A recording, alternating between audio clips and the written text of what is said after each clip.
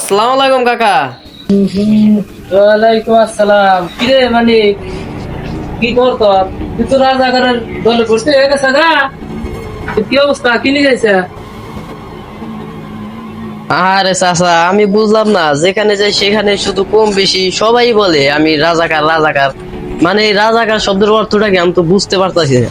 এখন আপনি একটু বুঝে বলবেন যে রাজাকার শব্দের অর্থ কি, আর কি কারণে আমাকে সবাই রাজাকার বলে। তোরা আমি বুঝাম কে, খালি তো আমি একা বলি না, কম বেশি তোর সবাই বলে। তুই যে তোর দিকে তাকালে লক্ষ্য করে তুই যে তুই ওই যে গিরুর নিচে ফুলবান করস, আবার দু একজন মানুষ যদি আওয়ামী লীগ বিএনপি আলাপ আলোচনা করলে তুই মাঝখানে বাইরে দিয়ে করে কোরআনের আয়াত দেশ। তো কি জানি কস যে আমরা মুসলমান, আমরা ইয়া করুন কোরআন দিয়ে রাষ্ট্র পরিচালনা করা আমাদের দায়িত্ব। এগুলো তো রাজাকারের বন্ধু। তুই মুসলমান ভালো, তুই মাদ্রাসা ছাত্র, লেখাপড়া করো, ভালো কথা। এই কথায় কথায় এই কোরআনের আইন চালু করিস, এগুলো তো রাজাকারের মতোই নাকি? এই জন্য আমাদের রাজাকার। ও কাকা, এই কথা ঠিক আছে, আমি কিছু কথা বলি শোনেন। আসলে মুসলিম শব্দের অর্থ হলো আল্লাহর কাছে আত্মসমর্পণ করা।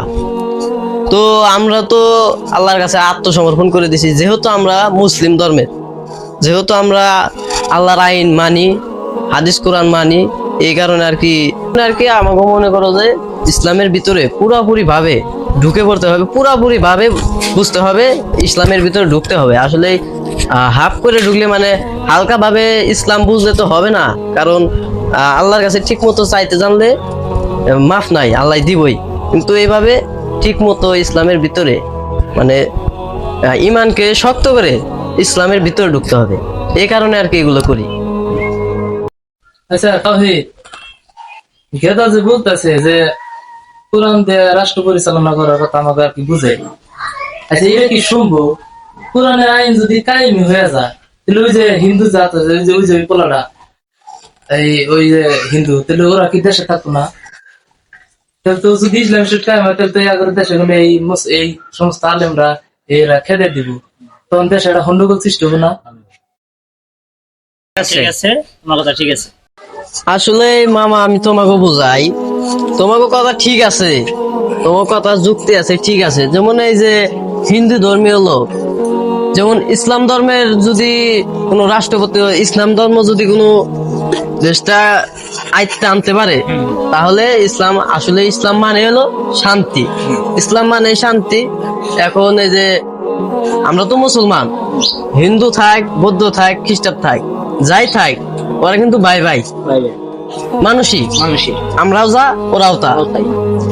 অতএব মুসলমানরা যদি রাষ্ট্রীয় ক্ষমতা পায়, ওরা আমরা হইলে মুসলমান, আমাকে এটা দায়িত্ব হিন্দুদেরও রাখতে হবে, সবাইকেই আমাকে আইতাই না। আসলে ওদেরকে বুঝাইতে হবে যে ইসলাম ধর্ম এটা সঠিক, এটা হলো শান্তির ধর্ম, এই ইসলাম ধর্ম শান্তির ধর্ম। অতএব তোমরা এই কাজ ছাইরা তোমরা সঠিক পথে আসো। ওরা নিয়ে যাইতে চাইবে আমাদেরকে, মনে করো যে নর্দমার পথে। অতএব আমাদেরও নর্দমার থেকে বাঁচতে হবে, ওদেরকেও বাঁচতে হবে। তোমার কথাও ঠিক আছে, ইসলাম ধর্ম তোমার মনে করো যে আর কি এটাও ভালো, একসাথে থাকা এটাও ঠিক আছে। এটা সব ধর্ম আর কি একসাথে থাকতে পারবে, একসাথে থাকতে পারবো, এটাও ঠিক আছে। যার যার ধর্ম মনে করো যে পালন করতে হবে, এটা সবার জন্য। অতএব আমাদের চেষ্টা করতে হবে, ওদেরকে আমাদের দেখাতে হবে ইসলামের সৌন্দর্যটা কি, এটা আমাদের ওদেরকে আস্তে আস্তে বায়াই না বুঝাতে হবে, আস্তে আস্তে যাতে আমরা বুঝাতে পারি। আর একটা কথা তোমরা সবাই শুনে রাখো, আসলে ইসলামটা প্রতিষ্ঠিত হয়েছিল ভালোবাসা দেয়া, কোনো তরবারি দেয়া না, কোনো ঝগড়া না। এটা হলো শান্তির ধর্ম। ইসলামী সৌন্দর্য দেখে বিজাতিরা তারা ইসলাম গ্রহণ করছে, তারা এই জিনিসটা বুঝতে পারছে। আর ইসলাম ধর্ম গ্রহণ করার জন্য কাউকে কখনো জোর করতে হয় না। তুমি বা তোমরা কোনো ইতিহাসে পাবা না যে ইসলাম কাউকে বাধ্য করে আনতে হয়েছে। ইসলামের সৌন্দর্য দেখাই ওরা বুঝতে পারছে, ওরা ইসলাম ধর্ম গ্রহণ করছে। ও আচ্ছা, আলহামদুলিল্লাহ, বুঝলাম। আসলে ইসলাম ধর্ম আসলে শান্তির ধর্ম। আলহামদুলিল্লাহ, আমরা ইসলামটাকে রাষ্ট্র হিসেবে দেখতে চাই।